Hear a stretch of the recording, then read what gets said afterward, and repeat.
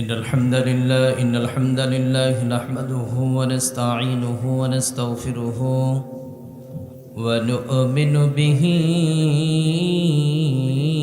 ونتوكل عليه ونعوذ بالله من شرور أنفسنا ومن سيئات أعمالنا من يهده الله فلا مضل له ومن يضلل فلا هادي له فلا تجد له وليا مرشدا ونشهد أن لا إله إلا الله وحده لا شريك له والذي لا ضد له ولا ند له لا مثل له ولا مثيل له لا وزير له ولا كفيل له لا شبه له ولا شبيه له لا ولد له ولا والد له وهو الواحد الفرد الصمد لم يلد ولم يولد ولم يكن له كفوا أحد ونشهد أن سيدنا ونبينا وحبيبنا وبشيرنا ونذيرنا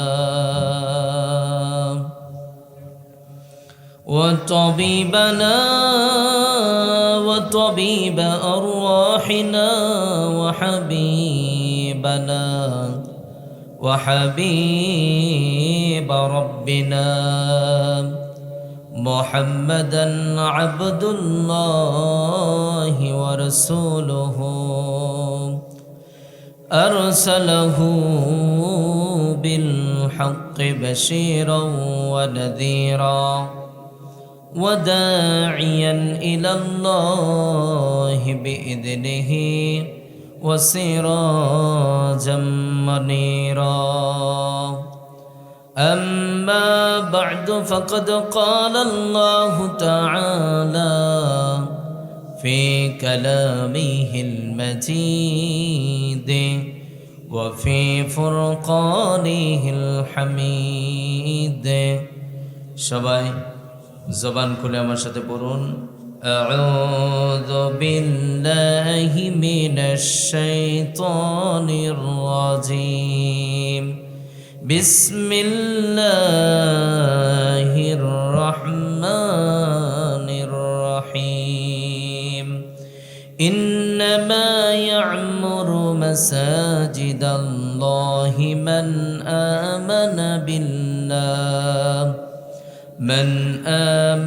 بالله واليوم الآخر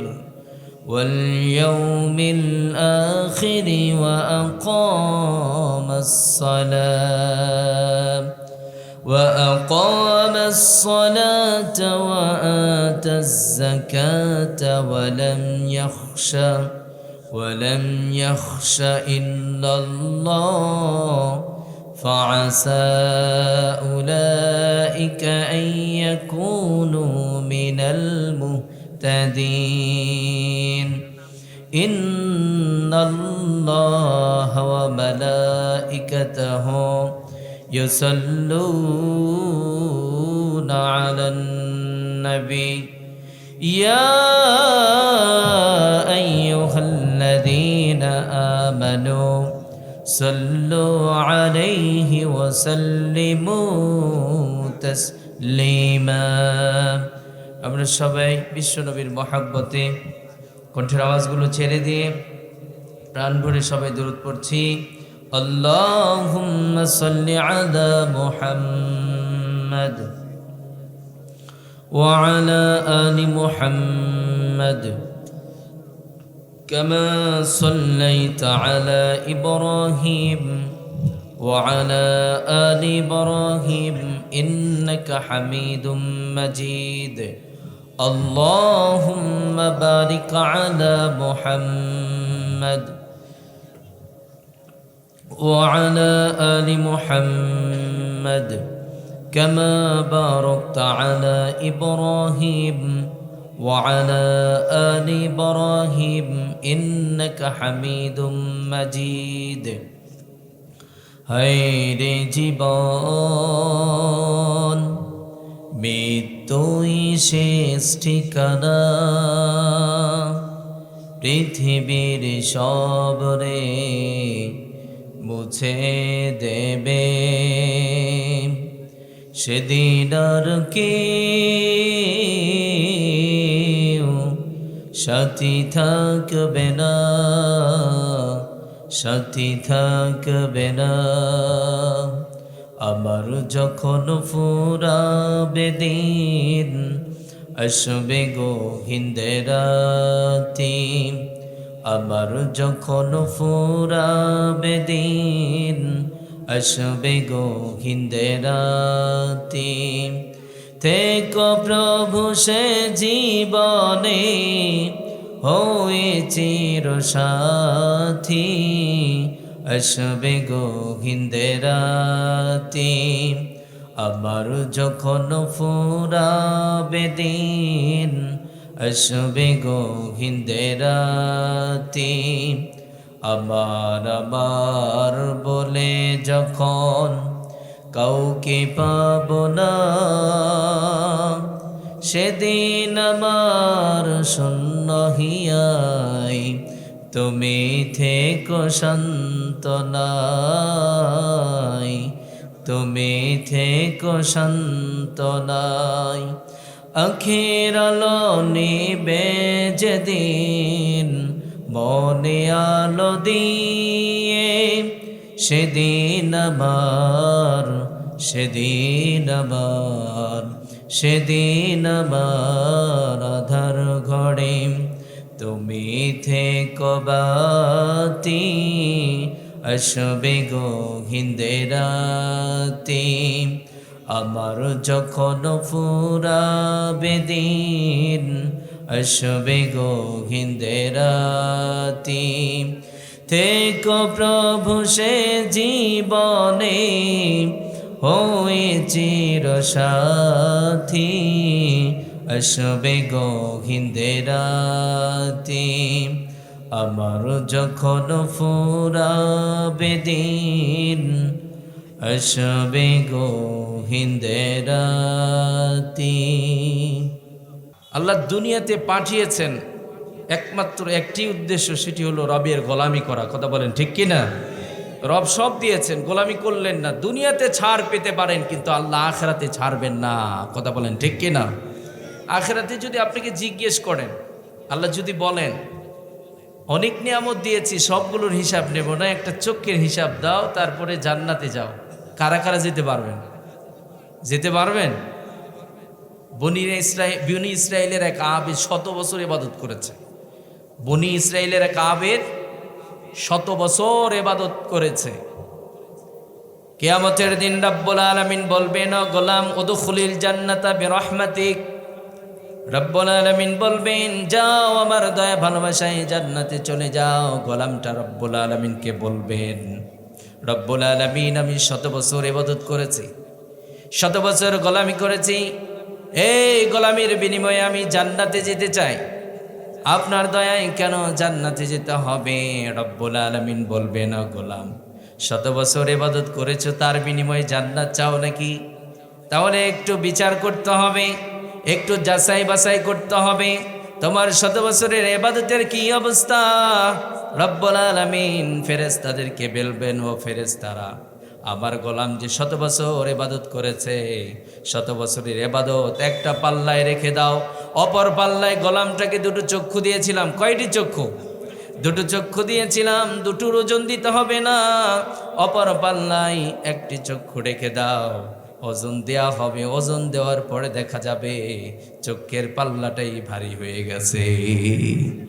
সুবহানাল্লাহ। গোলাম তো কান্না শুরু করছে। শত বছরের ইবাদতের এই অবস্থা, এক চক্ষের কাছে হার মেনে গেল। আল্লাহকে বলবেন, আল্লাহ ভুল হয়েছে, বুঝতে পারি না, আপনার দয়ায় জান্নাতে দেন। আল্লাহ বলবেন, গোলাম আমার দয়া ছাড়া কেউ জান্নাতে যেতে পারবা না। তাহলে আল্লাহর দয়া পাবার জন্য তো কাজ করতে হবে, তাই না? হ্যাঁ, আল্লাহর দয়া পাবার জন্য, যেমন আজকের এই চমৎকার তাফসির মাহফিল, মেলায় দেখলাম আর কি, যুবক ভাইয়েরা খুব মজ মাস্তি করছে। কারণ মেলা তো আজকে, আগামীকাল তো আর পাওয়া যাবে। তাফসির মাহফিল তো প্রতিদিন, এখানে প্রতিদিনই হবে। জিলাপির দোকান তো আর আজব দোকান, এটা প্রতিদিন পাওয়া বাঙালির কপালে। এই জন্য দুঃখ, এই দুঃখ যাবে না। এরা নিজের জন্য কিছু করতে পারে না, দেশের জন্য কিছু করতে পারছে না, আখিরাতের জন্য কিছু করতে পারছে না। এই জন্য দুনিয়াতে লাঞ্ছনার অপমানিত শুরু হয়েছে। কথা বলেন ঠিক কি না? কথাটা বানিয়ে বলছি না, খেয়াল করুন, বাস্তবতা দেখুন কি চলছে, আজ কি তামাশা চলছে। আমরা কেউ সফল হতে পারছি না। কারণ মাঝে মধ্যে আমি বলি, যারা জ্ঞানী হয়, যারা শিক্ষিত হয়, ভালো জিনিসের মূল্যায়ন করে। কি করে? এই স্টেজে যারা আছেন, আমি সহ আমার মুরব্বী সমতুল্য বড় ভাইয়ের মতো, আপনাদের রাজনৈতিক গার্ডিয়ান যারাই আছেন, আপনারা বলুন এখানে তারা সম্মানী না? যারা জ্ঞানী হয়, এই স্টেজে ওঠার সাথে সাথে যারা সম্মানী, তাদেরকে অবশ্যই সম্মান করতে বাধ্য হবে। কথা বলেন ঠিক কি না? আর যারা মূর্খ, ওরা তো বোঝে না কে সম্মানী আর কে অসম্মানী, ওর কাছে এগুলো দামই নাই, ও বোঝেই না, তো মূল্যায়ন করবে কেমনে? মুসির কাছে কি স্বর্ণের দাম আছে বলেন তো? হ্যাঁ, স্বর্ণকারকে স্বর্ণ দিলে ও চিনে ফেলবে এটা স্বর্ণ, এর দাম আছে। আর মুসিকে স্বর্ণ দিলে কাম হবে না। মুসি বলবে একটা বড় পাথর টাথর কিছু দাও, ওইটাতে জুতা রেখে কিছু একটা করা যাবে। কথা বলেন ঠিক কি না? আজকে যারা তাফসির মাহফিল পাবার পরেও মেলায় ঘুরতেছেন, বিষয়টা মনে হয় ওই রকম হয়ে গেল আর কি, বিষয়টা ওই রকম হয়ে গেল। কারণ কোরআনের তাফসির মাহফিলে যতক্ষণ বসেছেন, আপনার আমল নামায় নেকি ঢুকিয়ে দিবেন একজন, তিনি কে? এখন আপনারা লজিক দেখাতে পারেন, আপনারা বলতে পারেন, আমরা তো বাঙালি, তো আপনি বলতেই পারেন, বলেই ফেললেন তাফসির মাহফিল করে কি লাভ? তাহলে আমারও একটা লজিক আছে, যাত্রা দিলে কি লাভ হয়? যাত্রা দিলে লাভ হয় না? অনেকে বলে, কিন্তু কেউ বলে না, আমি শুনি নাই যাত্রা দিয়ে কোনো লাভ হয় না। যাত্রা দিদারসে দিলেও কোনো সমস্যা নেই, কিন্তু তাফসির মাহফিল দিয়ে কি লাভ? কারণ শয়তান বলে তাফসির মাহফিল দেওয়া যাবে না। কারণ 90% মুসলমানের দেশে প্রায় অধিকাংশ ফ্যামিলিতে আজ কোরআন পড়ার মানুষ নাই। এখানেই জরিপ করেন, এখানেই জরিপ করেন, মুসলমানের সন্তানরা কোরআন পারে না, ইংলিশ পারে, কোরআন পারে না। এজ এ মুসলিম হিসাবে মাথা উঁচু করে দাঁড়াবো, আমি মুসলিম, আমি আগে কোরআন শিখবো, তারপরে ইংলিশ শিখবো, জাগতিক সব শিক্ষা আমি অর্জন করব, তবে সবার আগে কোরআন। কথা বলেন ঠিক কিনা? কই আছে? কারণ ব্যর্থ পিতারা জানে, আর আমার ব্যর্থ রাষ্ট্র, আমি বলবো আপনারা মাইন্ড করবেন না, আমার রাষ্ট্র ব্যর্থ। এই রাষ্ট্র জন্মের পর থেকে কোরআনের মূল্যায়ন করতে ব্যর্থ হয়েছে। কথা বলেন ঠিক কিনা? 90% মুসলমানের দেশে কলেজের ছাত্রদেরকে কেউ ভিক্ষুক বলে না, মাদ্রাসার ছাত্রদেরকে ভিক্ষুক বলে। আজ পর্যন্ত কেউ বাংলার জমিনে দাঁড়িয়ে বলল না, কোন কলেজ, স্কুল, ইউনিভার্সিটির ছাত্র ভাইয়ার অথবা শিক্ষকরা কখনো মাথা উঁচু করে দাঁড়িয়ে বলে নাই 90% মুসলমানের দেশে বৈষম্য চলবে না, আমার কোরআনের ছাত্রদেরকে তোমরা ভিক্ষুক বলতে পারবে না, ওরাও আমার ভাই। কথা বলেন ঠিক কিনা? এটা আজও বন্ধ হয় না। বরং কিছু বড় বড় মশালারা গাঞ্জার কোল কিনে বসে থাকে, তাদের চরিত্রের কোনো ঠিকানা নাই। ওরা নাকি দেশপ্রেমী, ওরা বলে মাদ্রাসায় পড়ে আর কি হবে, মাদ্রাসার হুজুররা কি আবিষ্কার করে। বাংলার জমিনে আজ পর্যন্ত যত জাগতিক শিক্ষার বড় বড় প্রতিষ্ঠান আছে, একটা বিমানের পাখাও আবিষ্কার করতে পারে নাই। কথা বলেন ঠিক কিনা? এই তো আমাদের অবস্থা। প্রিয় ভাইয়ারা আমার, আমি বুঝাতে চাচ্ছিলাম 90% মুসলমানের দেশে আপনার সন্তানকে আপনি কেন কোরআন থেকে বঞ্চিত করলেন? আজ সময় এসেছে মুসলিম দেশে পার্লামেন্টে আইন করে বাধ্যতামূলক আপনার সন্তানকে কোরআন পড়াতেই হবে। কথা বলেন ঠিক কিনা? আপনারা বলুন, আপনার ছেলেটা ইংলিশ পারে, জাগতিক শিক্ষা পারে, আপনার ছেলে যদি কোরআন পড়তে পারে, বাংলাদেশের অর্থনীতিতে ক্ষতি হবে? তাহলে আইন করার দরকার আছে না নাই? আইন করার দরকার আছে না নাই? আপনার ছেলে আরবি পারে, ইংলিশ পারে, উর্দু পারে, বাংলা পারে, বাংলাদেশের প্রতিটা সন্তান যদি আন্তর্জাতিক ভাষাগুলো শেখে, সমস্যা নেই তো, ওটা শিখুক। আমাদের দরকার আছে আমাদের সন্তানরা আন্তর্জাতিক পর্যায়ে বাংলাদেশের পতাকাকে উঁচু করে ধরবে। কথা বলেন ঠিক কিনা? কিন্তু আজ আমরা সূক্ষ্ম ষড়যন্ত্র করে কোরআন থেকে সন্তানদেরকে দূরে রেখেছি। কথা বলেন ঠিক কিনা? আমি যে কথাটা বললাম, আমার রাষ্ট্র ব্যর্থ হয়েছে কেন? কারণ বাংলাদেশে একজন হাফেজ সরকারি চাকরি কিন্তু পায় না। আপনারা একটু কথা বলবেন, শিক্ষিত মানুষ হলে। একজন হাফেজ সাহেব সরকারি চাকরি কিন্তু পায় না। একজন মুফতি সাহেব সরকারি চাকরি কিন্তু পায় না। পিতারা দেখে মাদ্রাসায় পড়ে তো কোনো লাভ নাই, শুধু ভিক্ষা করা, সরকারি চাকরি নাই, মাদ্রাসায় পড়ানো যাবে? মাদ্রাসায় পড়ানো যাবে? বৃদ্ধ যখন হয়ে যায়, ছেলে লাঠিলে দৌড়ানি দেয়, বাবাকে পিটায়। বাবা যখন অভিযোগ করে, হুজুর সন্তান তো আমার কথা শোনে না, আমার খেদমতো করে না। প্রিয় ভাইয়েরা আমার, খারাপ লাগতে পারে, আপনাদেরকে বলছি, আমরা মুসলিম, কোরআন ছাড়া মুসলিম হওয়া যাবে?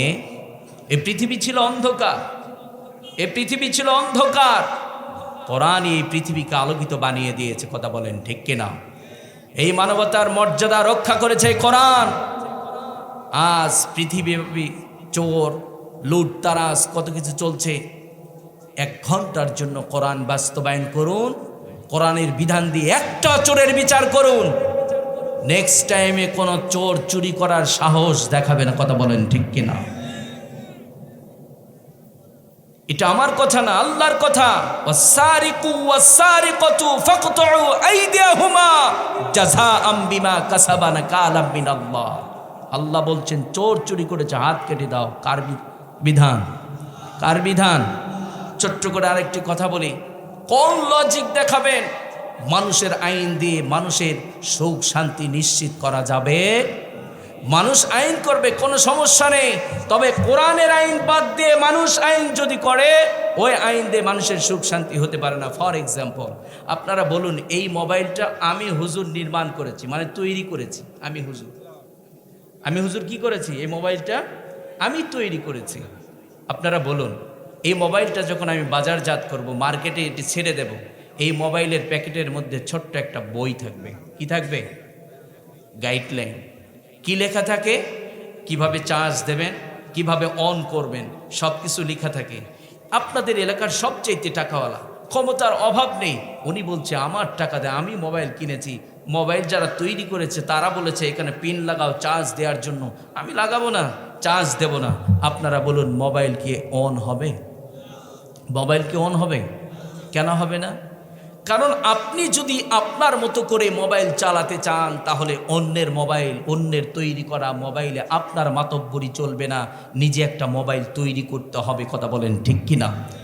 আল্লাহ সুবহানাহু ওয়া তাআলা এই জমিন সৃষ্টি করেছেন কে? একটু কথা বলবেন। জমিন সৃষ্টি করেছেন কে? আসমান সৃষ্টি করেছেন কে? নারী পুরুষকে সৃষ্টি করে। আপনারা বলুন, আসমান সম্পর্কে আমি জানি না, আমার রব জানে। জমিন সম্পর্কে আমি জানি না, আমার রব জানে। আমার সম্পর্কে আমি বেশি জানি না, আমার রব জানে। রব সব জানে।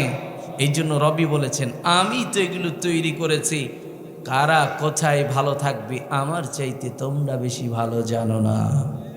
কথা বলেন ঠিক কি না? আমার চাইতে তোমরা বেশি ভালো জানো না।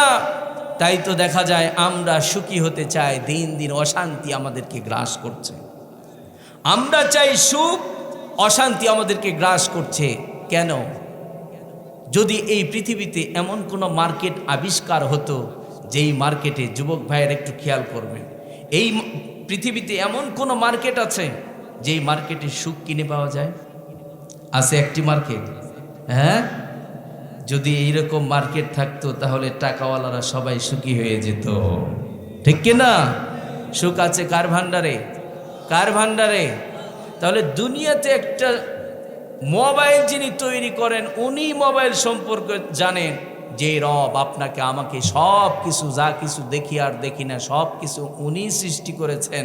উনি বলেছেন আলা লাহুল খলকু ওয়াল আমর তাবারাকাল্লাহু রাব্বুল আলামিন। আল্লাহ বলছেন আসমান যদি ঠিক রাখতে চাও, জমিন যদি ঠিক রাখতে চাও, তোমরা যদি সুখী হতে চাও তাহলে কিন্তু আমার আইন চালাতে হবে। কথা বলেন ঠিক কিনা? কথা বলেন ঠিক কিনা? আজ থেকে আমরা সবাই রবের আইনকে মেনে নেব। রাজি আছি না নাই? বিগত সময়গুলোতে দেখেছেন আওয়ামী লীগ যে আইনই করতো না মানলেই কোথায়? হ্যাঁ, আয়না ঘর। পেটের নাড়ি ভুড়ি বের করে পেটের মধ্যে পাথর ঢুকিয়ে তারা সমুদ্রের মাঝে তলিয়ে দিয়েছে। কথা বলেন ঠিক কিনা? আপনার আমার রব একদিনও বলে নাই গোলাম আসমানটা এত সুন্দর করে তোর জন্য সাজিয়ে রেখেছি, জমিনটা এত সুন্দর করে বিছানা বানিয়ে দিয়েছি, আমি তোমাদেরকে রিজিক দিচ্ছি, আমার বিধানটা মানলি না। আওয়ামী লীগের মতো কি করেছে নাকি? করেছে নাকি? তবে সাবধান, আল্লাহ ছাড় দেন ছেড়ে দেন, আল্লাহ ছাড় দেন ছেড়ে দেন। যুবক ভাইরা, আমার কথাগুলো বুঝতে হবে। আমি আর একটি কথা বলি, আমার আলোচনায় চলে যাব। সেটি হলো যারা পিতা আছেন সন্তানকে কোরআন দিতে ব্যর্থ হয়েছেন, আগামীকাল থেকে শক্ত সিদ্ধান্ত নিন, সন্তানকে বলেন সন্তান কোরআন পড়তেই হবে। আর আমাদের রাজনৈতিক গার্ডিয়ান যারা আছেন, আমি আপনাদেরকে এতটুকু আশ্বস্ত করতে পারি, আপনারা মানুষের কল্যাণমুখী কাজ করছেন। নিঃসন্দেহে ইসলামের এই কাজটি অনেক মূল্যবান, দামি, আল্লাহ অনেক চয়েস করেন, প্যার করেন, এই কাজগুলো অনেক ভালো। তবে আমরা দেখতে পাচ্ছি দিন দিন 90% মুসলমানের দেশে আমাদের সন্তানগুলো কোরআন শিখছে না। আপনারা আপনাদের এলাকার আপনারা একটা নিজেরা উদ্যোগ নিয়ে প্রতিটা ফ্যামিলিতে বাধ্যতামূলক কোরআন যেন তারা তাদের সন্তানকে শেখায়। আপনারা তাদেরকে বলুন আপনার সন্তানকে কোরআন শেখান, বিশ্বনবীর সুন্নাহ শেখান, তারপরে তাকে ডাক্তার বানান, মাস্টার বানান, কোনো সমস্যা নেই।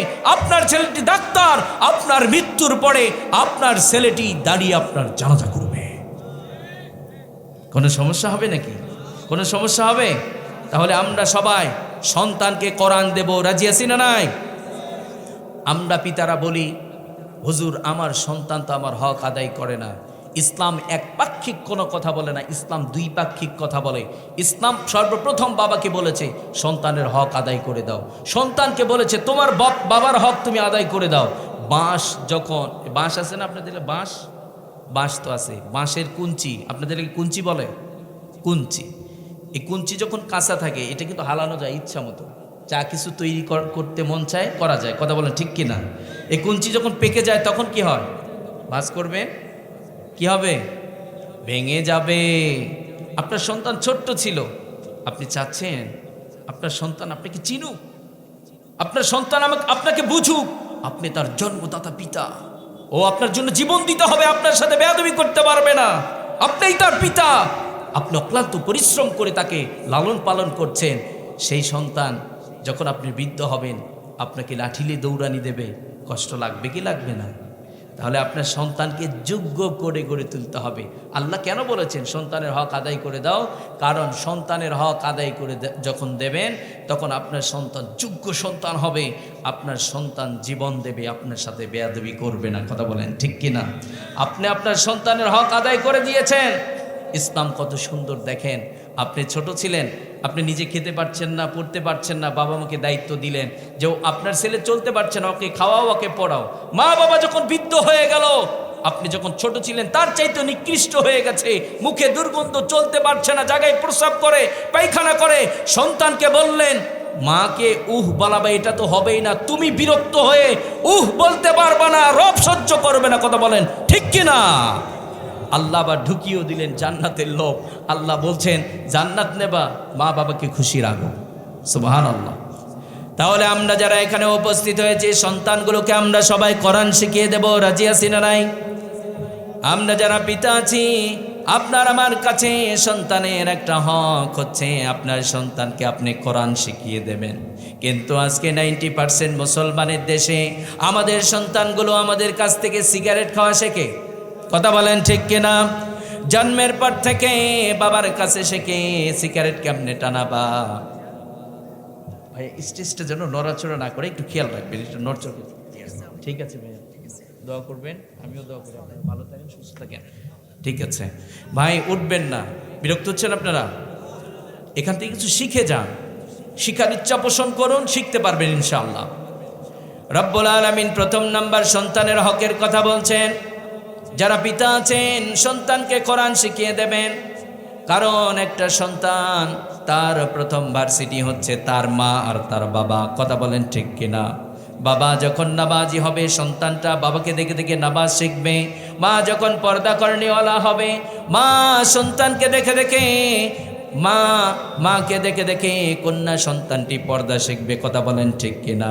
আজকে 90% মুসলমানের দেশে আমাদের বোনদেরকে ভুলভাল বোঝানো হয়, আমাদের বোনদেরকে বোঝানো হয় ইসলাম আপনাদের মর্যাদা মনে হয় কমিয়ে দিয়েছে। ন, ইসলাম একমাত্র ইসলাম আমাদের বোনদের কি পরিমাণ মর্যাদা দিয়েছে। ইসলাম ছাড়া আমাদের বোনদের মর্যাদা কেউ দিতে পারে নাই। কারণ এই পৃথিবীর বুকে এমন একটা সময় ছিল যেই সময় আমাদের বোনদের কোনো মান আর মর্যাদা ছিল না। কথা বলেন ঠিক কিনা? নিজের বাবা নিজের কন্যা সন্তানকে জীবিতই হত্যা করে দিত। আপনার আবার প্রিয় নবী বিশ্বনবী সাল্লাল্লাহু আলাইহি ওয়াসাল্লামের কাছে একজন সাহাবী গেলেন, তার নাম দাহিয়া। নাম কি? দাহিয়াতুল কলবি রাদিয়াল্লাহু তাআলা আনহু। তিনি তখন পর্যন্ত ঈমান আনেন নাই। বিশ্বনবী সাল্লাল্লাহু আলাইহি ওয়াসাল্লামকে বললেন, নবীজি এখন যদি আমি ঈমান আনি রব্বুল আলামিন আমার জীবনের সমস্ত গুনাহগুলো মাফ করে দেবে নাকি? বিশ্বনবী সাল্লাল্লাহু আলাইহি ওয়াসাল্লাম বললেন, ও দাহিয়া তুমি যদি এখন ঈমান আনো রব্বুল আলামিন তোর জীবনের সমস্ত গুনাহগুলো মাফ করে দেবে। দাহিয়া বলছে, নবীজি আবার জীবনে এত বড় মারাত্মক একটা পাপ করেছি, আবার মন বলে রব্বুল আলামিন সব মাফ করে দেবে কিন্তু ওই অপরাধটা মাফ করবে না। বিশ্বনবী সাল্লাল্লাহু আলাইহি ওয়াসাল্লাম বলছেন, ও দাহিয়া কি অপরাধ করেছো বর্ণনা দাও। দাহিয়াতুল কলবি রাদিয়াল্লাহু তাআলা আনহু বলছেন, নবীজি আমার স্ত্রী গর্ভবতী, আবার স্ত্রীকে বললাম যদি কন্যা সন্তান ভূমিষ্ঠ হয়ে যায় তুমি তাকে জীবিতই হত্যা করে দেবে। কি কোনো সমস্যা? ওঠাউঠি করছেন? ভাই যারা উঠবেন এখনই ওঠেন, কোনো সমস্যা নেই। আমি আলোচনা করব আর আপনারা উঠতে থাকবেন। এটা তো একটা কেন যেন কেমন হয়ে গেল না? হ্যাঁ, এটি কেমন হয়ে গেল? যাত্রাপালা সারা রাত চলে, কেউ ওঠে না। কোরআনের তাফসির মাহফিলে বসার পরে মন বসে না। আর আমাদের তাফসির মাহফিলগুলো যে ভাইয়েরা অ্যারেঞ্জ করেন তারা একটা ভুল করেন। এখন কিন্তু কাজের সময়, কাজের সময় না, এখন কাজের সময়। রাত 12টা, এখন তো রাত 12টা পরে বেজে যাচ্ছে, 11:30 বাজে। আমি সব সময় আমাদের কমিটির ভাইদেরকে বলি 10টায় দেবেন আমাদেরকে, কারণ এই শীতের মৌসুমে আলোচনার মূল টাইম হচ্ছে 11:30। কয়টা? 11:30টার মধ্যে লোকজন থাকে, আলোচনাও সুন্দর হয়। এখন আমাকে 11টায় উঠানো হলো, এখন লোকজন এলোমেলো অবস্থা। আপনারা যদি এইভাবে উঠতে থাকেন তাহলে তো আলোচনা করতে পারবো না। আর আমি তো আর এমন কিছু জানি না যে জাদু একটা করব সবগুলো বসায় রাখবো। সবাইকে সব জিনিস ভালো লাগেও না। এই জন্য প্রিয় ভাইয়েরা আমার আর অল্প কিছু সময় থাকা যাবে, থাকা যাবে। একটু তাকবীর দেন, লিল্লাহে তাকবীর, লিল্লাহে তাকবীর। সবাই খেয়াল করবেন, একজনকে আর উঠতে দেবেন না। যদি উঠতে চায় একদম লুঙ্গির ঝুল ধরে টান দিয়ে বসায় দেবেন। পারবেন না? পারবেন? সবাই পারবেন তো? আমাদের বোনেরা আলোচনা শুনছেন সব তাফসির মাহফিলে, বোনেরা অনেক বেশি তারা তাফসির মাহফিল শোনার জন্য আসতেছে। আমাদের বোনদের নিয়ে কিছু কথা বলা দরকার। আজ কিন্তু আমাদের বোনের পর্দা করতে চায় না। পর্দা করলে তো কোনো সমস্যা নেই, আছে নাকি? আমাদের বোনেরাও বোঝে না ইসলাম যে তাদের কি মর্যাদা দিয়েছে। দাহিয়াতুল কলবি রাদিয়াল্লাহু তাআলা আনহু বললেন, নবীজি আমার স্ত্রীকে বললাম যদি কন্যা সন্তান ভূমিষ্ঠ হয়ে যায় তুমি তাকে জীবিত হত্যা করে দেবে। এই কমিটমেন্ট দিয়ে দীর্ঘ কয়েক বছরের জন্য বিজনেসের জন্য বাইরে গেলাম। দীর্ঘ কয়েক বছর পর যখন বাড়িতে ফিরে এসেছি, বাড়িতে ফিরে আসার পরে আমার আঙিনার মধ্যে আমি খেয়াল করলাম সুন্দর ফুটফুটে চেহারার একটা কন্যা সন্তান দৌড়াদৌড়ি করছে, হাসাহাসি করছে। আমার স্ত্রীকে বললাম, এটা কার কন্যা সন্তান? স্ত্রী বলছে, স্বামী আমার এটা আপনার কন্যা সন্তান। স্ত্রীকে বললেন, আমি না বলেছিলাম যদি কন্যা সন্তান ভূমিষ্ঠ হয়ে যায় তুমি তাকে জীবিতই হত্যা করে দেবে, কেন হত্যা করে দেও নাই? স্ত্রী বলছে, স্বামী আমার এই পৃথিবীর বুকে এমন কোনো মা আছে নাকি যেই মা নিজের কলিজা ছেঁড়া ধন সন্তানকে হত্যা করে দিতে পারে? আমি হত্যা করে দিতে পারি নাই। এইবার দেখিয়া বলছে, তুমি একটা কাজ করো, কন্যা সন্তানটিকে সুন্দর করে সাজিয়ে দাও, আমরা বাবা মেয়ে মরুভূমির দিকে ঘুরতে যাব। কন্যা সন্তানটিকে সুন্দর করে সাজিয়ে দেয়া হলো। বাবা কন্যা সন্তানটিকে নিয়ে মরুভূমির দিকে রওনা করেছে। দীর্ঘ পথ চলার পরে একটা পাহাড়ের পাদদেশে গিয়ে দাঁড়িয়ে গেলেন। বাবা নিজ হাতে গর্ত খনন করছে, বাবার শরীরটা ঘেমে যায়। কন্যা সন্তানটি বাবাকে ডাক দিয়ে বলছে, বাবা আপনার শরীরটা ঘেমে যায়, চলেন আমরা বাড়িতে চলে যাই। এক পর্যায়ে যখন গর্তটা খনন করা হয়ে গেল, দাইয়াতুল কলবি রাদিয়াল্লাহু তাআলা আনহু বলছে, কন্যা সন্তানটিকে বলছে, মা তাকিয়ে দেখো কত সুন্দর একটা গর্ত খনন করা হয়েছে। কন্যা সন্তানটি বুঝতে পারে নাই বাবা আমাকে জীবিতই হত্যা করে দেবে, কারণ এই পৃথিবীতে আমরা যারা সন্তান আছি সব চাইতে বিশ্বাসের জায়গা হচ্ছে আমাদের মা বাবা। কথা বলেন ঠিক কিনা? কন্যা সন্তানটি বুঝতে পারে নাই বাবা আমাকে জীবিতই হত্যা করে দেবে। কন্যা সন্তানটি যখন গর্তটা দেখার জন্য মাথাটা নিচু করেছে, বাবা নিজ হাতে গলার মধ্যে ধাক্কা দিয়ে গর্তের মধ্যে নিক্ষেপ করে দিয়েছে। যখন গর্তের মধ্যে নিক্ষেপ করে দেয়া হলো, কলিজা ফাটা কান্না দিয়ে বাবাকে ডাক দিয়ে বলছে, বাবা আমার, আমি বুঝতে পেরেছি এই পৃথিবীতে আর বেঁচে থাকা হবে না। ও বাবা, আমি বুঝতে পেরেছি নারী হয়ে দুনিয়ার বুকে এসেছি, এটাই আমার অপরাধ। ও বাবা, তুমি আমাকে মেরো না, তুমি আমাকে ছেড়ে দাও, আমি দূর বহুদূর চলে যাব। কোনোদিন বাবার অধিকার নিয়ে তোমার সামনে আসবো না, কোনোদিন বাবা বলে তোমাকে ডাক দেব না। ও বাবা, তুমি যে এলাকায় থাকবা আমি ওখানে থাকবো না, আমি দূর বহুদূর চলে যাব, কোনোদিন বাবার অধিকার নিয়ে তোমার সামনে আসবো না। প্রিয় ভাইরা আমার, ওই সময় নারীদেরকে জীবিতই হত্যা করে দেওয়া হতো। আবু জেহেল কিন্তু এগিয়ে আসে নাই। কথা বলেন ঠিক কিনা? বিশ্বনবী সাল্লাল্লাহু আলাইহি ওয়াসাল্লাম বললেন, ও দেখিয়া তোমার কন্যা সন্তানটি যখন বারবার তোমার কাছে এই পৃথিবীতে জীবিত থাকার জন্য বারবার তোমার কাছে কাকুতি মিনতি করছিল, তারপরে তুমি কি করেছো বর্ণনা দাও। দাইয়া বলছে, নবীজি আমি তাকে ছেড়ে দেই নাই। একটা পর্যায়ে ধারালো চাক্কা একটা পাথর হাতে নিলাম, আমার কন্যা সন্তানটির কলিজা বরাবর যখন আঘাত করে দিয়েছি, বাবা বলে এমন একটা চিৎকার দিয়েছে, আজও পর্যন্ত ওই বাবা চিৎকার আমার কানের মধ্যে বাজে। নবীজি, আমি রাতের বেলা ঘুমাতে পারি না, যখন আমি ঘুমাতে যাই ওই বাবা চিৎকার আমাকে ঘুমাতে দেয় না, আর বারবার আমার সামনে ভেসে ওঠে, নিজ হাতে আমার কন্যা সন্তানকে আমি জীবিতই হত্যা করে দিয়েছি। বিশ্বনবী সাল্লাল্লাহু আলাইহি ওয়াসাল্লাম বললেন, ও দাহিয়া, অনেক বড় অপরাধ করেছো, অনেক বড় পাপ করেছো, তারপরও তোমাকে বলছি তুমি তো ঈমান আনো নাই। এখন যদি ঈমান আনো, রব্বুল আলামিন তোমার সব অপরাধ মাফ করে দেবে। আমাদের বন্ধুদেরকে বলছি, এখান থেকে আপনাদের জন্য কি শিক্ষা হতে পারে? শিক্ষা ইসলাম দিচ্ছে, আপনাদেরকে জীবিত হত্যা করে দেয়া হতো, কেউ এগিয়ে আসে না, একমাত্র ইসলাম আপনাদেরকে মৃত্যুর হাত থেকে বাঁচিয়ে দিয়েছে। শুধু মৃত্যুর হাত থেকে বাঁচিয়ে দেয় নাই, একটা নারীকে ইসলাম 3 ভাবে মর্যাদা দিয়েছে। কয়ভাবে? একটা নারীকে ইসলাম 3 ভাবে মর্যাদা দিয়েছে। সর্বপ্রথম কন্যা হিসাবে মর্যাদা দিয়ে দিলেন। কি? কন্যা হিসাবে মর্যাদা দিয়ে দিলেন।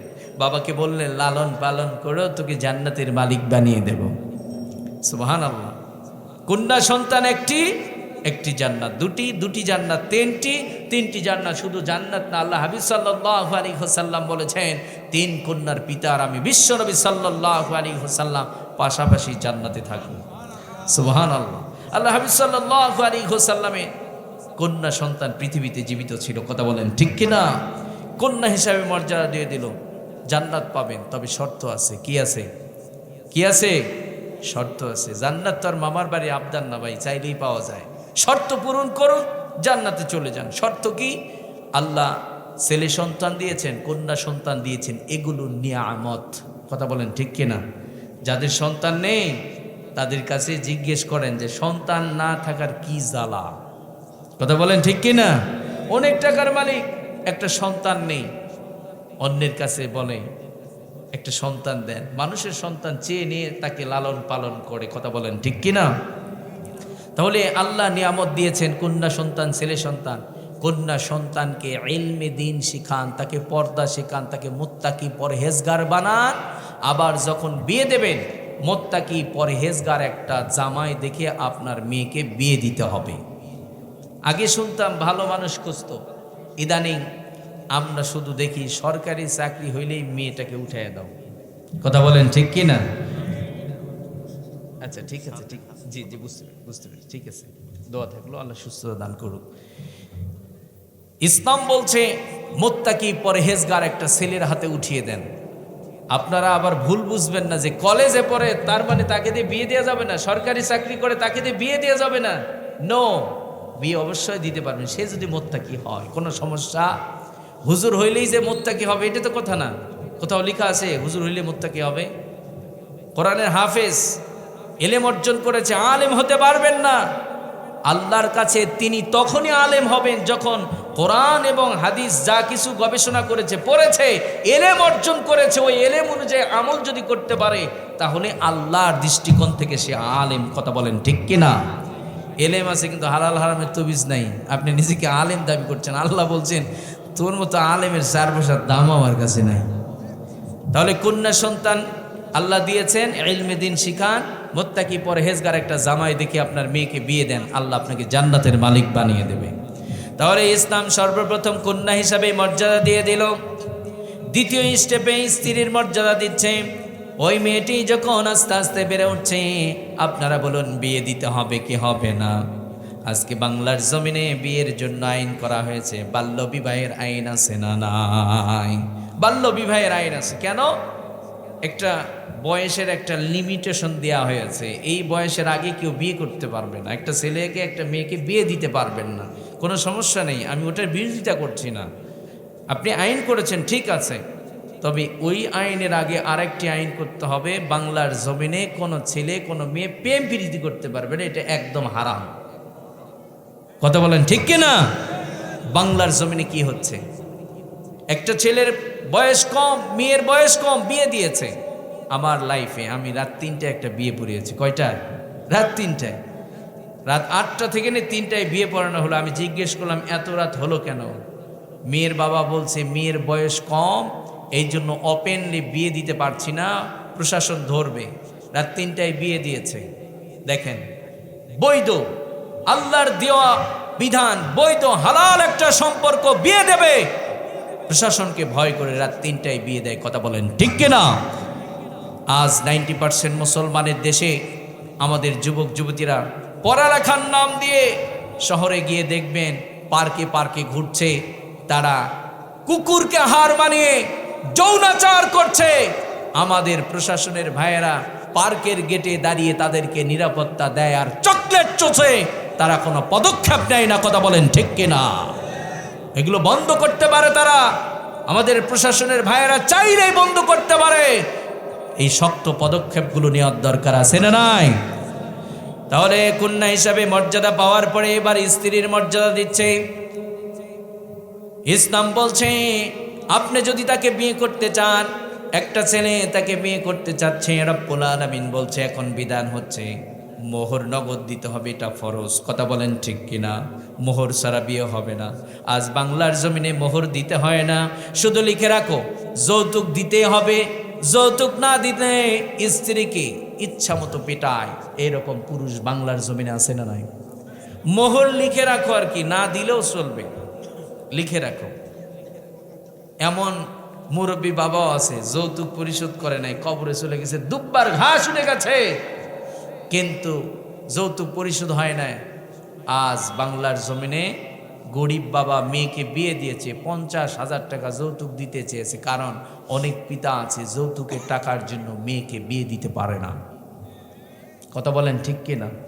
শুধু কি তাই? আপনারা বলুন, একটা বাবা একটা মেয়েকে ছোট্ট থেকে তিলে তিলে বড় করে, একজন ভ্যান চালক তার মেয়েকে যে কতটা কষ্ট করে বড় করে, আপনি ভ্যান চালক না হলে বুঝতে পারবেন না। ওই ভ্যান চালক পিতার কাছে মেয়েটি বলে, বাবা, ঈদের সময় পার্শ্বের বাড়ি তার বাবা তাকে সুন্দর সুন্দর জামা কিনে দিয়েছে। যখন ভ্যান চালকের মেয়েটি বাবাকে বলে, বাবার হৃদয়ের মধ্যে যে কি কষ্ট, টাকা নেই তো কি দিয়ে কিনে দেবে। এই বাবা মেয়েকে বুঝতে দেয় না, কোথার থেকে টাকা সংগ্রহ করে মেয়ের স্বপ্ন পূরণ করে। ওই ভ্যান চালক যখন তার মেয়েকে বিয়ে দেয়, মেয়েটা যখন অন্যের বাড়িতে চলে যায়, মেয়ে মানুষ তো মানুষের সামনে হু হু করে কান্না করতে পারে, বাবা কান্না করতে পারে না। ঘরের কোনায় গিয়ে বাবা গুমড়ে গুমড়ে কাঁদে, কেন যেন বাবার কলিজাটা ছিঁড়ে যাচ্ছে। আজ আমার সমাজ বিয়ের সময় মোহর শুধু লিখে রাখো, বলা হলো 1 লক্ষ টাকা যৌতুক দিতে হবে। ভ্যান চালক বাবা মেয়েকে বিয়ে দিয়েছে, বিয়ের 6 মাস পরে 50,000 দিয়েছে, আর বাকি 50,000 টাকা পরিশোধ করতে পারছে না। মেয়েকে মাঝে মধ্যে পিটান, মাঝে মধ্যে ভ্যান চালকের মেয়েকে ভ্যান চালকের বাড়িতে পাঠিয়ে দেয়। বাবা জামাইয়ের সামনে মাথা উঁচু করে দাঁড়াতে পারে না, মজলুমের মতো দাঁড়িয়ে থাকে। আজ আমার সমাজ তাদের মর্যাদা দিতে পারে না। কথা বলেন ঠিক কিনা? আজ আমার দেশ চাইলে একটা আইন করে, একটা ছেলে যদি যৌতুক নিয়ে বিয়ে করে সর্বনিম্ন 1 বৎসর জেল খাটতে হবে। আপনারা শিক্ষিত মানুষ হলে আমাকে বলবেন, আপনারা অনেক কথা বলেছেন, আপনারা আমাকে অ্যানসার করুন। বাংলার জমিন আগামীকাল থেকে যদি ডক্টর ইউনূস সাহেব যদি আইন করেন একটা ছেলে যৌতুক নিয়ে বিয়ে করতে পারবে না, এই আইনটা যদি বাস্তবায়ন করা হয়, আপনারা বলুন বাংলাদেশের কোনো ক্ষতি হবে? বাংলাদেশের কোনো ক্ষতি হবে? কারো ভোট কমবে? কেন করা হচ্ছে না? কারণ ওটা হচ্ছে কোরআনের বিধান। ওটা যদি করেন তাহলে ভারতের দাদাবাবুরা নাখোশ হবে, লাল কুত্তারা নাখোশ হবে। কারণ এই দেশ পরিচালনা করে দালালেরা। কথা বলেন ঠিক কিনা? ওই দালালের টার্গেট হচ্ছে ভারতকে খুশি করতে হবে, দালালদের টার্গেট হচ্ছে লাল কুত্তাদের খুশি করতে হবে। জীবন দেব কিন্তু আল্লাহকে খুশি করব না। তো তারা আইন করে না। কথা বলেন ঠিক কিনা? আজ বাংলার জমিনে নারী অধিকারের কথা বলে, নারীর পক্ষে কত স্লোগান শুনি। আপনারা এমনও নিউজ দেখবেন, যৌতুকের টাকার জন্য বউকে পিটে মেরে ফেলেছে, দৃষ্টান্তমূলক শাস্তি হয় নাই। কথা বলেন ঠিক কিনা? আমাদের বোনদেরকে বলছি, ইসলাম আপনাদের কি পরিমাণ মর্যাদা দিয়েছে আপনারা বুঝতেই চান না। যখন ছোট্ট ছিলেন ইসলাম সর্বোচ্চ মর্যাদা দিয়েছে, যখন বড় হয়ে গেলেন একটা পুরুষ আপনাকে প্রেমের লোভ দেখিয়ে ভোগ করতে চায়, ইসলাম বলছেন নো, নারীরা সম্মানী, বৈধ সম্পর্ক লাগবে। নারীকে ভোগ করতে চাও, নারীর মধ্যে জান্নাতের সুখ দিয়েছি, উপভোগ করতে চাও, তাহলে হাড় ভাঙা পরিশ্রম দিতে হবে তোমাকে। আল্লাহ বলছেন বিয়ে করো, আপনার স্ত্রী মাঠে যাবে না, ভ্যানও চালাবে না। ইসলাম বলছে স্বামী কনকনে শীতের মধ্যে ভ্যান চালিয়ে চালিয়ে তার স্ত্রীকে খাওয়ায়। স্বামীর হৃদয়ের মধ্যে স্ত্রীর প্রেম ভালোবাসা কম না বেশি? যদি না হতো কোনো স্বামী প্রবাসে থেকে টাকা পাঠাতো না। কথা বলেন ঠিক কিনা? আপনারা বলুন তাহলে ইসলাম কি মায়েদের মর্যাদা বাড়ালো না কমালো? দ্বিতীয় স্টেপে ইসলাম নারীর মর্যাদা দিয়েছে, স্ত্রীর মর্যাদা। ইসলাম বলছে মোহর হচ্ছে একটা নারীর অধিকার, মোহর হচ্ছে একটা নারীর অহংকার। আজ আমার দেশ, আমার সমাজ, আমরা নারীর অধিকারকে কেড়ে নিলাম, নারীর অহংকারকে কেড়ে নিলাম, কেড়ে নিয়ে নারীর ঘাড়ের মধ্যে চাপিয়ে দিয়েছি যৌতুক নামক একটা নির্যাতনের সেল। কথা বলেন ঠিক কিনা? আজই সময় এসেছে, যদি মানব সম্পদকে রক্ষা করতে চান তাহলে সুন্দর সুন্দর আইন করুন, এগুলোর বিরুদ্ধে রুখে দাঁড়ান। যুবক ভাইয়েরা, আপনার রাষ্ট্র করছে না, পার্লামেন্ট থেকে মদের আইন আসে, মদকে বৈধ দেওয়া হয়, কিন্তু যৌতুকের বিরুদ্ধে আইন হয় না। আপনারা চাইলেই তো সব করতে পারেন রে ভাই, আপনারাই তো নতুন বাংলাদেশ গড়েছেন। আপনারা দেশকে দেখিয়ে দেন আপনাদের এই যে দক্ষিণ বোয়ালিয়া জঙ্গলমারা গ্রামের যুবক ভাইয়ার আপনারা কি পারেন না সুন্দর একটা সিদ্ধান্ত নিতে? 100 জন যুবক একটা প্ল্যাটফর্ম গড়ে তোলেন, একটা সংগঠন গড়ে তোলেন, যেই সংগঠনের উদ্দেশ্য হচ্ছে যৌতুক মুক্ত সমাজ গড়তে হবে। আপনাদের এই বোয়ালিয়ার ভাইয়ারা যদি এইরকম একটা সংগঠন করে মাঝে মধ্যে তারা যদি চিরুনি অভিযান চালায়, মানে যেখানেই বিয়ে হবে 100 জন যুবক খাটো লাঠি হাতে থাকবে। কি থাকবে? খাটো লাঠি হাতে থাকবে। ওই জায়গায় চলে যাবে, যে ভেরিফাই করবে, রিপোর্ট করেন বিয়ে কিভাবে হচ্ছে। যদি যৌতুক নেয় কোনো কথা নাই, ছেলের বাবা আর ছেলেকে গাছের মধ্যে বাঁধবেন, প্রশাসনকে ফোন দেবেন, আসেন আসামি নিয়ে যান। আপনারা তো পারেন না, আমরা ধরে বেঁধে রেখেছি, নিয়ে যান, দৃষ্টান্তমূলক শাস্তি দেন। একটা যদি এরকম করতে পারেন এলাকায় আলোচিত হবে, প্রয়োজনে লাইভ করে প্রচার করবেন। নেক্সট টাইম এই গ্রামে কেউ বিয়ে করতে আসলে বলবে খবরদার যৌতুকের নাম মুখে নেওয়া যাবে না। যদি যৌতুকের নাম মুখে নাও তাহলে কপালে বিয়ে তো জুটবে না, মামার বাড়ি জেলখানায় যাওয়া লাগবে। কথা বলেন ঠিক কিনা? আমরা এই কাজগুলো করব, রাজি আছি না নাই? কারণ এগুলো করলে তো দেশের কোনো ক্ষতি নেই, আছে নাকি? আছে নাকি? আগামীর বাংলাদেশ যারা নতুন করে গড়াতে চান, আমি তাদেরকে বলবো, প্রিয় ভাইয়েরা আমার, কারোর সাথে আমাদের দ্বন্দ্ব নেই। আপনারা এই সুন্দর সুন্দর আইনগুলো করুন, কোনো সমস্যা হবে? কোনো সমস্যা হবে? বাংলাদেশের পার্লামেন্ট থেকে মদের আইন আছে না নাই? এই যে কিছুদিন আগে দেখলাম নয়, আমাদের এক বোন মানে মাদক কারবারিতে সম্ভবত প্রশাসনের ভাইয়েরা ধরেছে, তাকে জিজ্ঞেস করে তুমি খাও নাকি এগুলো? বলতেছে না আমি এগুলো খাই না, আমি মদ খাই। কি খাই? প্রশাসনের সামনে বলতেছে আমি মদ খাই, আমার লাইসেন্স আছে। এই রে জাতির কপাল পুড়ছে। কথা বলেন ঠিক কিনা? একটা মেয়ে বলতেছে আমি মদ খাই, আমার লাইসেন্স আছে। যদি একটা মেয়ে কথা বলে, তার মানে বাংলাদেশের পার্লামেন্ট থেকে, সংসদ থেকে যারা দেশ পরিচালনা করছে তারা আইন করে দিয়েছে মদের বার আছে, মদ খাইতে পারো, লাইসেন্স দিলাম। আর আমাদেরকে আসে অনেকে বলে হুজুর ওয়াজ করবেন, হুজুর মদ জুয়া এগুলো যেন বন্ধ হয়, ঘোড়ার ডিম কিচ্ছু হবে না, দিন দিন বাড়বে।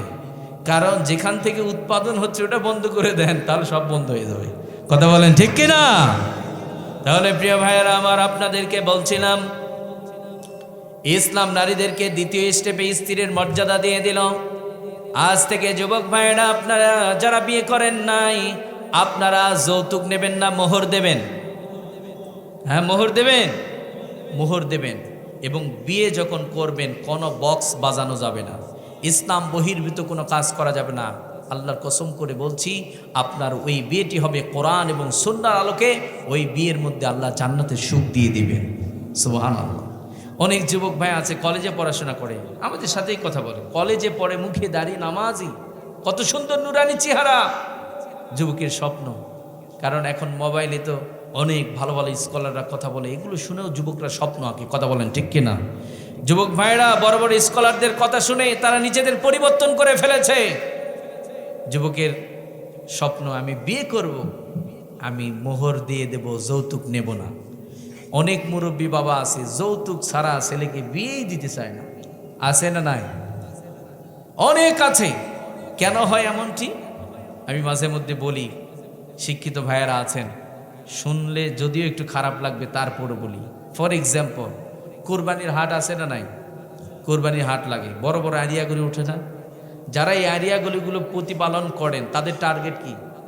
1 লাখ টাকা দিয়ে নিয়েছি, 1 লক্ষ টাকা খাওয়াবো, কুরবানির বাজারে এটা বিক্রি করব 5 লক্ষ টাকা। কথা বলেন ঠিক কিনা? আমাদের যাদের ছেলে আছে অবস্থাটা কিছুটা ওই রকম হয়েছে। ছেলেকে ডাক্তার বানালাম, মাস্টার বানালাম, এখন বিয়ে দেব, 5 লক্ষ টাকা যদি যৌতুক না হয় কিছু হইল নাকি? ছেলেরা দাম থাকলো। হারাম খাবেন না, হারাম পেটে ঢুকাবেন না। পেটে হারাম ঢুকিয়েছেন, আপনার ইবাদত কবুল হবে না। ইবাদতের পূর্ব শর্তই হচ্ছে আপনাকে হালাল খেতে হবে। যৌতুকের টাকা হারাম। কথা বলেন ঠিক কিনা?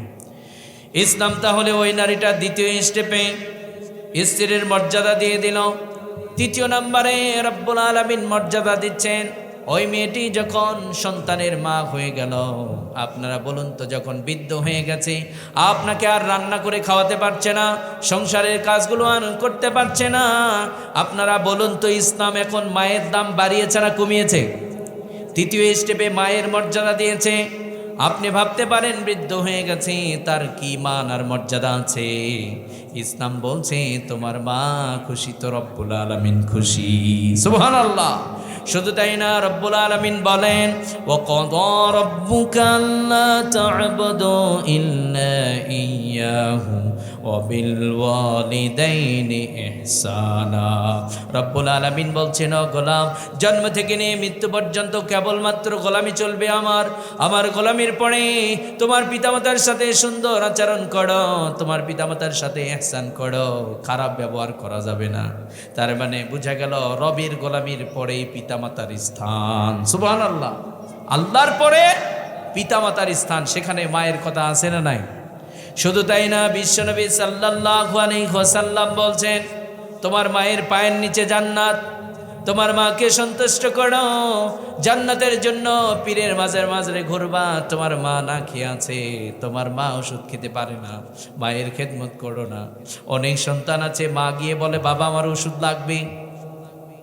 অনেক ভাই আছে বলে তোমার বড় ছেলেকে কি চোখে দেখো না? আছে না নাই? এরকম আছে না নাই? আপনার মা আপনাকে বলেছে, আপনার তো তকদির ভালো, আপনি খুশি হয়ে বলবেন ঠিক আছে মা আমি আনবো। আল্লাহর কসম করে বলবো, আল্লাহর কসম করে বলি, মা খুশি হয়ে যেত, আপনার লাইফটা সফল হয়ে যেত। কথা বলেন ঠিক কিনা? কারণ মার কাছ থেকে দোয়া নিতে হয়, বাবার কাছ থেকে দোয়া নিতে হয়। বদদোয়া নিয়ে কেউ বড় হতে পারে না। কথা বলেন ঠিক কিনা? এখন আপনারা বলুন, তৃতীয় স্টেপে মায়ের মর্যাদা দিয়ে দিল, তাহলে যখন ছোট্ট ছিল, ছোট্ট থেকে নিয়ে বৃদ্ধ হয়ে গেল, মৃত্যু পর্যন্ত, জন্ম থেকে নিয়ে মৃত্যু পর্যন্ত একটা নারীর মর্যাদা ইসলাম কমিয়েছে না বাড়িয়েছে? কমিয়েছে না বাড়িয়েছে? সর্বোচ্চ মর্যাদা দিয়েছে ইসলাম। নারীর আলাদা অর্থনীতির অ্যাকাউন্টও বানিয়ে দিয়েছে। বাবার কাছ থেকে সম্পদের ভাগ পায় কি পায় না? পায় কি পায় না? স্বামীর কাছ থেকে পাবে কি পাবে না? সন্তানের কাছ থেকে পাবে কি পাবে না? বৃদ্ধ হয়ে গেছে, সন্তান তার মাকে খাওয়াবে, তাকে পড়াবে, তাকে ওষুধ কিনে দেবে, কারণ মায়ের অধিকার তার সন্তানের প্রতি আছে। কথা বলেন ঠিক কিনা? যুবক ভাইয়েরা আমার, এলোমেলো অবস্থা, মনটা খুব চাচ্ছিল আমাকে 10টায় উঠিয়ে দেন, মনটা ভরে একটু আলোচনা করি। রাত 12টা হয়ে গেলে আসলে আলোচনা করার শোনার মানসিকতা কারোই থাকে না। এই এলোমেলো অবস্থা থেকে আর আলোচনা কি মন বসে? তাহলে আপনাদেরকে বুঝালাম, ইসলাম আমাদের বোনদের সর্বোচ্চ মর্যাদা দিয়েছে। এখন আমাদের বোনদের উচিত হবে, আপনি কলেজে পড়েন সমস্যা কি? পর্দাটা করে নেন। আপনি কলেজে পড়েন সমস্যা কি? আপনি নামাজটা পড়ে নেন। আপনি কলেজে পড়েন সমস্যাটা কি? ফজরের নামাজ হয়ে গেছে, আপনি সূরা ইয়াসিনটা তেলাওয়াত করে নেন। আপনি কলেজে পড়েন সমস্যা কি? মাগরিবের সালাত হয়ে গেছে, রিজিকের জিম্মাদারি আল্লাহ নিবে, সূরা ওয়াকিয়ার আমলটা করে নেন। আপনি ওই মেয়েটি যখন অন্যের স্ত্রী হয়ে যাবে, আল্লাহর কসম করে বলছি জান্নাতে সুখ অনুভব করতে পারবেন। কথা বলেন ঠিক কিনা? কিন্তু আজ বাবারা যারা আছে, সন্তানকেও কোরআন দেয় না, মেয়েকেও কোরআন দেয় না। এই ছেলে মেয়েগুলো যখন বড় হয়ে যায়, যখন নতুন দাম্পত্য জীবন শুরু করে, দেখবেন জামালা আর জামালা। কথা বলেন ঠিক কিনা? সইতেও পারে না, কইতেও পারে না। আরে ভাই, দুনিয়ার সব কিছুর জন্য, ভালো কিছু করার জন্য আপনি ট্রেনিং করলেন, জানলেন, শিখলেন, আপনি প্র্যাকটিক্যাল, আপনি চেষ্টা করলেন সব কিছু ভালো কিছু করার জন্য, তা আপনার মেয়েটাকে শিখালেন না কেন? যে শ্বশুর শাশুড়ির সাথে কেমন আচরণ হবে, স্বামীর সাথে কেমন আচরণ হবে, আপনার ছেলেটাকে শিখালেন না কেন? যে আপনি যখন বিয়ে করবেন, স্ত্রীর সাথে তোমার আচরণ ব্যবহার কেমন হবে, তোমার শ্বশুর শাশুড়ির সাথে আপনার ছেলে কেমন আচরণ করবে, এগুলো শিখালে না তারা শিখবে। কথা বলেন ঠিক কিনা? দুনিয়ার সব কিছু শিখতে হয়। দাম্পত্য জীবন, ইসলামের যেমন নামাজ, অনেকে মনে করে এগুলো অটো আর কি, পড়তে শুরু করলে এমনি হয়ে যায়। শিখতে হবে কি হবে না? শিখতে হবে কি হবে না? এই জন্য প্রিয় ভাইয়েরা আমার, যারা পিতা আছেন, আমরা নিয়মিত কোরআন সুন্নাত চর্চা করব। আল্লাহ কবুল করুন। সবাই পড়েন আমিন, সবাই পড়েন আমিন। আমি একটা আয়াতে কারিমা তেলাওয়াত করেছি, ওখান থেকে একটু আলোচনা করার ইচ্ছা ছিল আমার, করব কি? শুনবেন আপনারা? রাত 12টা বেজে যাচ্ছে, লোকজন উঠে যাচ্ছে, এলোমেলো অবস্থা। আপনারা যদি শোনেন তাহলে বলবো কি? আচ্ছা, আজকের এই তাফসীর মাহফিল আমার একটা চিরাচরিত নিয়ম হচ্ছে, আমি যেখানেই কথা বলি আমি বিষয় বলি, বিষয় ভিত্তিক আলোচনা করার চেষ্টা করি। কিন্তু আজকে এলোমেলো অবস্থাগুলো আসলে খুব একটা ভালো লাগেনি আর কি। রাত হয়ে যাচ্ছে, তো রাত হয়ে গেলে এমন হবেই, এটা খুব স্বাভাবিক ব্যাপার। কারণ মানুষ ক্লান্ত শ্লান্ত, আরাম করতে হবে। আর আল্লাহ রাতকে দিয়েছে আরামের জন্য। আপনি আলোচনা শুনবেন, 11:30টার মধ্যে শেষ করে দিলেন, তাহলে এই এলোমেলো অবস্থা হবে না। তো যাই হোক, আজকের এই তাফসির মাহফিলটি হচ্ছে দক্ষিণ বোয়ালিয়া জঙ্গলমারা পুরাতন জামে মসজিদের উদ্যোগে উন্নতিকল্পে আজকের এই তাফসির মাহফিল। তো যেহেতু মসজিদের প্রোগ্রাম, আমি একটা বিষয় নিয়েছিলাম, সেটি হলো মসজিদ আবাদকারীর পরিচয়। মসজিদ আবাদকারীর পরিচয়। মসজিদ কার ঘর? মসজিদ কার ঘর? আল্লাহর ঘর মসজিদ। এই মসজিদ যে কেউ আবাদ করতে পারবে না, এই মসজিদের খাদেম যে কেউ হতে পারবে না। কাফির মুশরিকরা বলতো আমরা আল্লাহর ঘর মসজিদের আবাদকারী। ঠিক ওই টাইমে আল্লাহ সুবহানাহু ওয়া তাআলা সূরাতুত তাওবার 18 নম্বর আয়াতে কারিমা নাজিল করে বললেন, তোমাদের তো ঈমানই নেই, তোমরা যতই বলো তোমরা মসজিদের আবাদকারী হতে পারবে না। মসজিদের আবাদকারী হতে চাইলে আপনার কিছু বৈশিষ্ট্য থাকতে হবে। কি থাকতে হবে? বৈশিষ্ট্য থাকতে হবে। এই বৈশিষ্ট্যগুলো আমি ছোট্ট করে একটু বলার চেষ্টা করব, শুনবেন আপনারা? সবাই একটু খেয়াল করুন। রব্বুল আলামিন বলেন, ইন্নামা ইয়া'মুরু মাসাজিদাল্লাহি মান আমানা বিল্লাহি ওয়াল ইয়াউমিল আখির। রব্বুল আলামিন বলছেন তারাই তো মসজিদের আবাদ করবে। কাফের মুশরিকরা বলতো আমরা মসজিদের আবাদকারী। রব্বুল আলামিন ওই টাইমে এই আয়াতে কারিমা নাজিল করে বলে দিলেন, যাদের ঈমান থাকবে না তারা মসজিদের আবাদকারী হতে পারবে না। যারা মসজিদের আবাদকারী হবে তারা যেন আমি রবের প্রতি ঈমান আনে। মসজিদের আবাদকারীর প্রথম গুণ থাকতে হবে, তারা কার প্রতি ঈমান আনবে? আপনারা বলতে পারেন, হুজুর আমরা তো সবাই ঈমানদার, আমরা এমন ঈমানদার। আপনাকে জিজ্ঞেস করব আপনি কেমনে ঈমান এনেছেন? আপনি বলবেন আমার বাবা ছিল ঈমানদার, আমার দাদা ছিল ঈমানদার। আবার যদি বলি আপনি কেমনে ঈমান এনেছেন, আপনি কালেমা পড়ে ফেলবেন। আপনারা বলুন তো, শুধু কালেমা পড়লেই কি মুসলমান হওয়া যাবে নাকি? ঈমানদার হওয়া যাবে নাকি? ঈমানের মৌলিক কিছু বিষয় আছে না নাই? ঈমানের মৌলিক কিছু বিষয় আছে। 7টি বিষয়ের প্রতি আপনার ঈমান থাকতে হবে। আপনি আমি বাস্তবতার সাথে একটু মিলাই। আপনি আমি কয়েকটা বিষয়ের প্রতি ঈমান এনেছি, বাকি কিছু বিষয় ছেড়ে দিয়েছি। কথা বলেন ঠিক কিনা?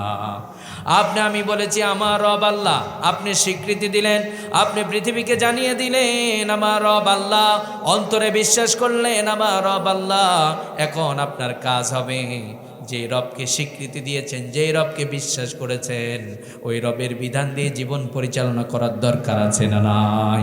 আপনি বললেন আমার রব আল্লাহ, অন্তরে বিশ্বাস করলেন আমার রব আল্লাহ, ওই রবের বিধান মানেন না। আল্লাহর কসম করে বলছি, আপনি যতই ঈমানদার দাবি করেন, আপনি ঈমানদার হতে পারেন নাই। কথা বলেন ঠিক কিনা? তাহলে আপনাকে আমাকে সর্বপ্রথম ঈমান আনতে হবে। আর ওই ঈমানটা হতে হবে শিরিক মুক্ত ঈমান হওয়ার দরকার আছে না নাই? আপনি ঈমান এনেছেন, মসজিদে গিয়ে রবের কুদরতি কদমে সেজদা দেন, আবার মহস্তান করে গিয়ে আপনি মাজারে সেজদা দেন, তার মানে আপনি শিরিক করেছেন। ঠিক কিনা? আবার অনেকে বলে, অনেক আমাদের বোনেরা আছে দাম্পত্য জীবনে সন্তান হয় না, ছেলে হয় না, মেয়ে হয় না, তারা তখন মাজারে গিয়ে বাবাকে বলে, বাবা একটা সন্তান দাও। আল্লাহ দিতে চান, নেয় না। আল্লাহ যখন দেন নষ্ট করে ফেলেন, আর যখন তারা নিতে চায় আল্লাহ বলেন আর দেব না, তখন তারা রাস্তা খুঁজে পায় পীরের মাজারে দৌড়াও। আছে না নাই? তাহলে আপনার আমার প্রথম দায়িত্ব হবে ঈমান আনতে হবে। কার প্রতি? আল্লাহর প্রতি। আর এই ঈমানের অগ্নি পরীক্ষা আসবে। রব্বুল আলামিন যাকে যত শক্ত মজবুত ঈমানের অধিকারী বানিয়ে দিয়েছেন, তাদের কঠিন পরীক্ষা নিয়েছেন। যেমন সাহাবায়ে কেরামরা ঈমান এনেছেন। এই জন্য রব্বুল আলামিন বলছেন, ও গোলাম, ওয়া ইযা কিলা লাহুম আমিনু কামা আমানান নাস। রব্বুল আলামিন বলছেন, ও গোলাম তোমরা কেমন ঈমান আনবা? আমি বলে দিলাম তোমরা ঈমান আনো সাহাবায়ে কেরামদের মতো ঈমান আনো। সুবহানাল্লাহ। আপনার আমার ঈমানটা হবে সাহাবায়ে কেরামদের মতো ঈমান, যে ঈমান বাতিল শক্তির কাছে মাথা নত করবে না। কথা বলেন ঠিক কিনা? আজকে আমরা মাজারে গিয়ে ঈমান নষ্ট করি। সাহাবায়ে কেরামরা একদম জীবন মৃত্যুর সামনে দাঁড়িয়েও তারা ঈমান দেয় নাই, জীবন দিয়েছেন। কথা বলেন ঠিক কিনা? যেমন সাইয়েদনা হযরত বেলাল রাদিয়াল্লাহু তাআলা আনহু ঈমান আনলেন। উমাইয়া কত কষ্ট দিয়েছেন, জিহ্বার মধ্যে পেরাক ঢুকে দিয়েছেন। আপনারা বলুন তো ঈমান দিয়েছে নাকি? ঈমান দিয়েছে নাকি? আপনারা আজকে প্রমাণ করেন আপনার আমার ঈমানের কি অবস্থা। আপনি বললেন আল্লাহ আমার রব, আল্লাহর প্রতি ঈমান আনলেন, আপনি ফেরেশতাদের প্রতি ঈমান আনলেন, নবী রাসূলদের প্রতি ঈমান আনলেন, আপনি ঈমান আনলেন কিতাবের প্রতি। কিসের প্রতি? কিসের প্রতি? কিতাবের প্রতি যদি ঈমান না থাকে আপনি কি ঈমানদার হতে পারবেন? হ্যাঁ, আল্লাহ সুবহানাহু ওয়া তাআলা ছোট বড় যত কিতাব নাজিল করেছেন সব কিতাবের প্রতি ঈমান থাকতে হবে। কথা বলেন ঠিক কিনা? আপনি বললেন আমি কোরআনের প্রতি ঈমান এনেছি, কিন্তু আল্লাহ কোরআনের হালাল হারাম যেটা আদেশ করেছেন সেটা মানলাম না, নিষেধগুলো ছেড়ে দিলাম না, তো আপনার বিশ্বাসের কি আসে যায়? আপনি বললেন হুজুর আপনাকে অনেক ভালোবাসি, কিন্তু পিছন দিক দিয়ে জুতা দেখাচ্ছেন আমারে। আপনারা বলুন তো এটা কি ভালোবাসা প্রমাণ করে? আপনি বলছেন আমি ঈমানদার, কোরআনের প্রতি ঈমান এনেছি, কিন্তু কোরআনের বিধানকে আপনি মানছেন না, তার মানে আপনি ঈমানদার হতে পারেন নাই। কথা বলেন ঠিক কিনা? তাহলে প্রিয় ভাইয়েরা আমার, মসজিদের আবাদকারী এক নাম্বার, তারা আল্লাহর প্রতি ঈমান এনে। আমরা যারা ঈমানদার দাবি করছি, দাবি করলে হবে না, কারণ ঈমান ছাড়া জান্নাতে যাওয়া যাবে না, ঈমান ছাড়া আপনার নামাজ কবুল হবে না, ঈমান ছাড়া আপনার হজ কবুল হবে না, ঈমান ছাড়া আপনার কোরবানি কবুল হবে না। কারণ রব্বুল আলামিন বলেন লাইসাল বিররা আন তুওয়াল্লু ওয়াজুহাকুম কিবালাল মাশরিকি ওয়াল মাগরিবি ওয়ালাকিন্নাল বিররা মান আমানা বিল্লাহ। রব্বুল আলামিন বলছেন তোমার চেহারাকে পূর্ব দিকে ঘুরিয়েছো, তোমার চেহারাকে পশ্চিম দিকে ঘুরিয়েছো, আর মনে করেছো এটা বড় পুণ্যের কাজ। যুবক ভাইয়েরা যারা আছেন একটু খেয়াল করুন, এই দুনিয়ার জীবনটা থাকবে না, এই দুনিয়ার মোহে পড়ে আপনি মনে করেছেন মজবাস্তি পড়ে গিয়েছেন, দুনিয়ার জীবনটা হারাবে না। আল্লাহর কসম করে বলছি কোন দিন জানি আজরাইল এসে টান দিয়ে নিয়ে যাবে, আপনি বুঝতেই পারবেন না। ঠিক কিনা? তবে মরণের আগে সত্যিকারের ঈমানদার হতে হবে। আপনি যখন ঈমান এনেছেন ওই ঈমানটা অবশ্যই শিরিক মুক্ত ঈমান হতে হবে। কারণ রব্বুল আলামিন বলছেন ও গোলাম তোমরা জান্নাত চাও নাকি? আমরা বললাম রব্বুল আলামিন আমি নামাজ পড়ি না তারপরও জান্নাত চাই, আমি কোরআন মানি না তারপরও জান্নাত চাই। রব্বুল আলামিন বলছেন ও গোলাম তোমরা তো জান্নাত চাও, কোন জান্নাত চাও সেটা তো বলো নাই, তবে আমি তোমাদের জন্যই জান্নাত নির্মাণ করেছি। কোন জান্নাত দেব তোমরা জানো নাকি? সবচাইতে হায়ার ক্লাসের জান্নাত। জান্নাতের অনেকগুলো ক্লাস আছে, কি আছে? সবচাইতে হায়ার ক্লাসের জান্নাত জান্নাতুল ফেরদাউস। রব্বুল আলামিন বলেন ইন্নাল্লাযীনা আমানু ওয়া আমিলুস সালিহাতি কানাত লাহুম জান্নাতুল ফিরদাউসি নুজুলা। রব্বুল আলামিন বলছেন নিশ্চয় যারা ঈমান এনেছো, আমলে সালেহ করেছো, তোমাদেরকে আমি জান্নাতুল ফিরদাউস দিয়ে দেব। সুবহানাল্লাহ। আল্লাহ এখানেও বললেন হায়ার ক্লাসের জান্নাত দেব, তবে সর্বপ্রথম শর্ত হচ্ছে ঈমানদার হতে হবে, আমলে সালেহ করতে হবে। আমরা সবাই সত্যিকারের ঈমানদার হব, শিরিক মুক্ত ঈমানের অধিকারী যেন আমরা হতে পারি। আল্লাহ কবুল করুন। সবাই পড়েন আমিন, সবাই পড়েন আমিন। শিরিক করবেন না। শিরিক এমন একটি মারাত্মক অপরাধ, আপনার ঈমান আমল সবগুলোকে বাতিল ঘোষণা করা হয়। কথা বলেন ঠিক কিনা? সন্তানকে বলবেন সন্তান শিরিক করা যাবে না, নিজেও শিরিক করবেন না। যেমন হাকিম লোকমান তার ছেলেকে নসিহত করতেছেন, ওয়াজ করে শোনাচ্ছেন, সন্তান জীবন যাবে, আল্লাহর সাথে শিরিক করা যাবে না। আমরা সবাই শিরিক মুক্ত ঈমানের অধিকারী হব। আল্লাহ কবুল করুন আমিন পড়েন। সম্মানিত ভাইয়েরা আমার, তাহলে মসজিদের আবাদকারী ঈমান যাদের আছে তারা হতে পারবে, যাদের ঈমান নাই তারা মসজিদের আবাদকারী হতে পারবে না। মসজিদ আল্লাহর ঘর, এই মসজিদের সাথে যারা থাকবে কাল কিয়ামতের মুসিবতের দিন মসজিদ তাদেরকে শাফাআত করবে। কি করবে? মসজিদ শাফাআত করবে।